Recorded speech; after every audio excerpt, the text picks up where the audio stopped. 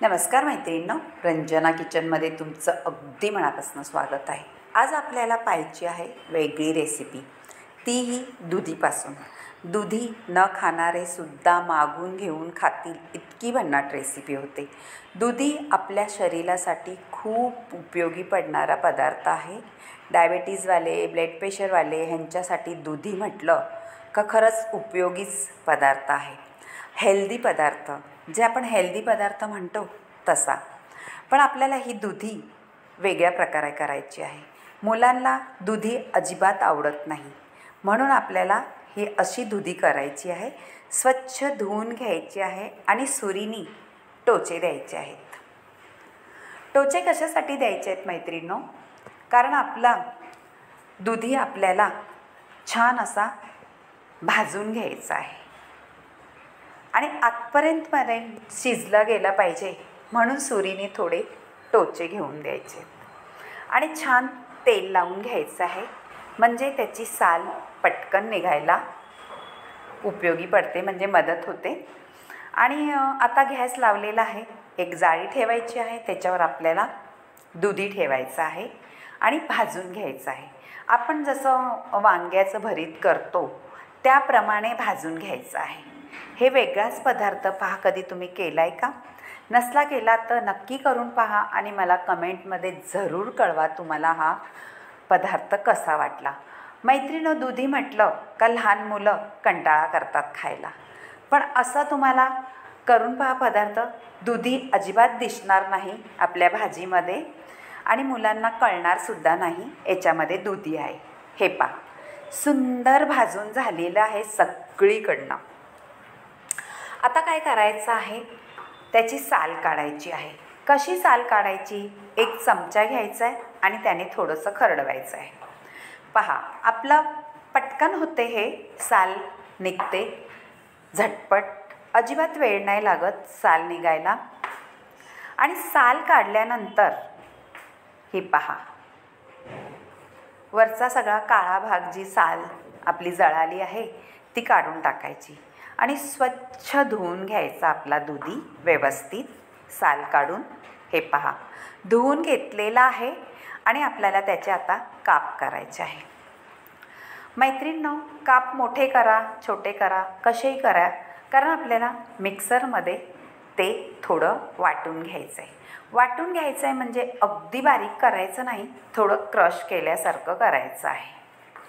हे पहा, दुधी किती सुंदर झालेलं आहे, आतमधून शिजलेला आहे आणि त्याला इतका सुगंध छान सुटतो स्मोकिंगचा। हे पहा, आता मिक्सरच्या भांड्यात घालून आपण वाटून घ्यायचं आहे। त्यापूर्वी आता आपल्याला मसाले तयार करायचे आहे। लोखंडाचा पॅन ठेवलेला आहे, त्याच्यामध्ये आपल्याला 2-3 चमचे धणे घालायचे, 1 चमचा जिरं, 1 चमचा बडीशेप। मैत्रीण, जिरं, बडीशेप आणि धणे याचा स्वाद अप्रतिम येतो त्याच्यामध्ये। जसं आपण चिकन मटनला घालतो धणे जिरे वगैरे, त्या पद्धतीतच घालायचं आहे। खरंच तुमचं चिकन मटनसुद्धा फेल होईल, इतकी भारी रेसिपी होते। तुम्ही आता त्याच्यामध्ये बेडगी मिरची घालायची आहे। मैत्रिणींनो, बेडगी मिरची याच्यासाठी घालायची आहे, त्या रेसिपीचा कलरही सुंदर येतो आणि तिखटही होत नाही जास्त। जर तुमच्याकडे लहान मुलं असलं तर बेडगी मिरचीचाच उपयोग करा, दिसायलाही सुंदर वाटतं आणि खायलाही टेस्ट भारी येते।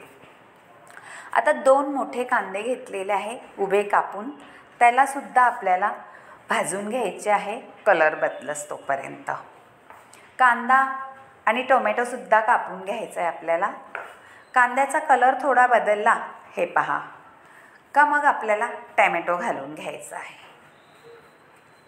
टॅमॅटोसुद्धा हलवून घ्यायचा आहे व्यवस्थित परतून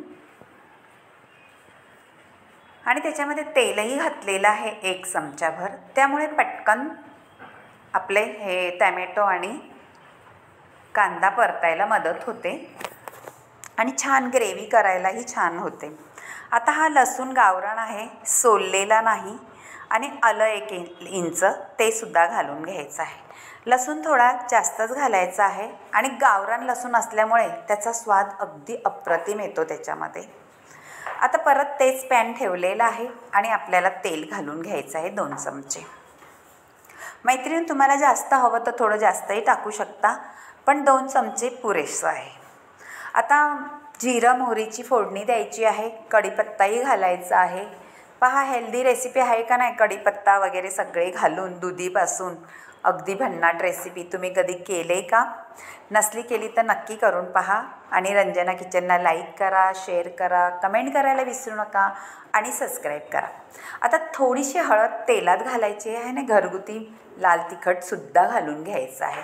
तेलावरती मसाला टाकला का छान कलर येतो. आता आपली ग्रेव्ही टॅमॅटो, कांदा, लसूण, आलं भाजलेली ग्रेव्ही करून घेतलेली आहे ती घालून घ्यायची आहे.